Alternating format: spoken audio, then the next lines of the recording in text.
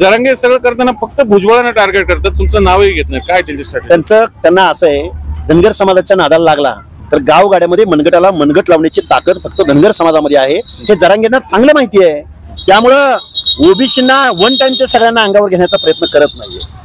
आमचं म्हणणं असं आहे, जरांगे पाटील 3.5% ओबीसीच्या बाहेर आहे, धनगरांचं एसटीचं आरक्षण आहे, अशा भूलथापा मारून धनगरामध्ये संभ्रमावस्था निर्माण करायचा प्रयत्न तुम्ही करू नका.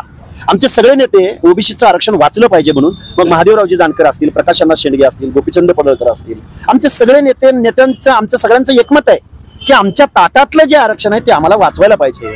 आणि जर आम्ही 3.5% लाभार्थी जर या ओबीसीच्या 27% आरक्षणामधले असू तर याचं संरक्षण करण्याची जबाबदारी सुद्धा धनगर समाजाचीच आहे. त्यामुळं सराटे असतील, विनोद पाटील असतील किंवा जरांगे असतील, धनगरांचं आमचं भांडण नाही म्हणायचं आणि त्यांचं घर उद्ध्वस्त करायचा तुम्ही प्रयत्न करताय. धनगर वेडा राहिलेला नाही, धनगराला सगळं कळतं, तरुणांना सगळ्या गोष्टी कळतात.